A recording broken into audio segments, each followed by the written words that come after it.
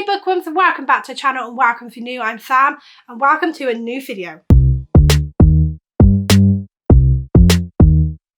In today's video, I'm going to be recommending books that have the paranormal/paranormal vibe to them. So if you're into all of that, then these books are definitely for you. If you're looking for something a little bit creepy, then again, these books are definitely for you. So anyway, let's jump straight into the first book, being The Girl in the Wall. First of all, let's just appreciate this cover, because like, oh my god. In this book, we're following this character who lives in the walls, but we don't know if she's dead or alive. And you go through the book for a while before you actually find out if she is a ghost or she's a living person. And we also follow the point of view, I believe we follow the point of view of like the other characters. I could be mistaken, but there's these two boys that live in the house with their parents, and sometimes they feel like they see something. So are they seeing a ghost? Are they seeing a real person? We don't know. But this was definitely fun because it takes a while before you do discover the truth of if she's a ghost or not. And I thought this was done really, really well. I read this so long ago. Don't see this book being talked about near enough as it should be. But yeah. Next up is a book that has so many paranormal vibes, and that is Horrified. You've probably seen this book being talked about 1,000 times. I read this one for the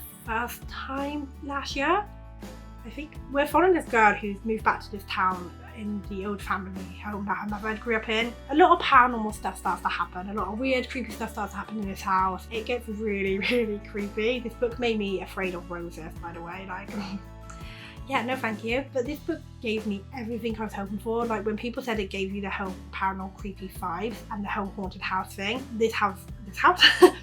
This book did that perfectly. It's really creepy. So if you do want a haunted house sort of story that isn't going to let you down, this one's it. It was so creepy. Next up is a book that I wasn't sure if it classed as paranormal because I haven't read it for so long, and I looked it up, and that is Phantom Heart. So this is also a Phantom Heart retelling. Phantom Heart retelling? What the hell? This is also a Phantom of the Opera retelling. A big fan of that, then you'll probably enjoy this one. So we're following this girl who lives in this house with her sister and her dad, and there's something weird that's going on. It's like there's like a different dimension sort of thing. So there's this like ghost boy, he's a paranormal boy, he's something, and he kind of becomes obsessed with the girl, Stephanie. Yeah, sort of like a romance between him, who's stuck in this like other dimension world because he's paranormal, and then her. So if you are into that and you want something like a bit of romance and paranormal, then this one's it. It's actually a really, really good read. I heard that they're making a sequel. Don't really agree that this book needs a sequel. I feel like it stands on its own. But this one's really good. So it's also really creepy as well. Next up is another book that follows the whole romance vibe. I feel like everybody's probably heard about this book. I read this one again last year, I think. I don't remember. And that is The Dead Romantics. So in this book we're following a character whose family has like a funeral home. She has to go back home after her dad dies, but her and her dad have this like ability where they can see ghosts and communicate with them. And one day there's a knock on the door, she answers the door, and at first she doesn't see anyone there, and then stood under the lamplight, really creepy, is her boss. The boss that she doesn't get on with, and she's like confused at first, you know, she thinks like, what's he doing here?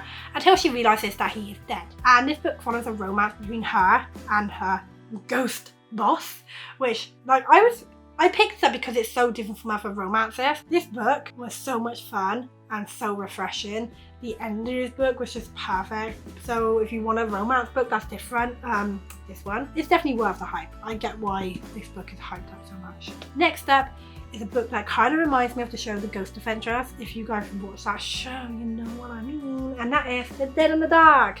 We follow these ghost hunters, like these two dads who are ghost hunters, and they've got their daughter and they've brought her to this town, but this town don't want them here. They're like, no, we don't want you here. We don't like what you do. However, in this town, all these young teenagers are starting to disappear. The two dads want to figure out what's going on, you know, but then our daughter, I forget her name, she's decided to like sort of look into it herself. But this book definitely screams small town, paranormal, creepy, weird stuff happening sort of thing, you know. You got spirit boxes in this, I think we have it in there. But this is that small town, paranormal, ghost adventures.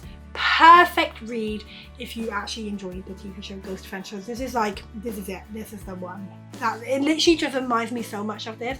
In fact, I'm going to be wrong now probably, but I did a video where I recommended books, like if you like this book you might like this TV show, or if you like this TV show you like this book, whatever, vice versa. And I feel like this was the one that I recommended for the Ghost Adventures. I'll link that video below. You should definitely go check it out. But yeah, you should go and check this one out. The next book on this list probably shouldn't be surprising. I feel like everyone is probably like expecting this book to be on this list because like, come on, let's just see if you're right guys. What one is it? Oh, Home Before Dark by Riley Sager. Of course, this one's going to be on the list. It's one of my favourite books ever. We're following this character who has to go back to this house to like sort of get it ready to sell it. She actually thought her dad had already sold this house because they lived in this house for like, I think a matter of days before they fled it. And the dad wrote this book called, I think, House of Horrors, where he describes all the paranormal, creepy ghost activity stuff that was happening, but she's never really believed it. She's always thought her dad's just a liar and made all this up, which like, that's nice.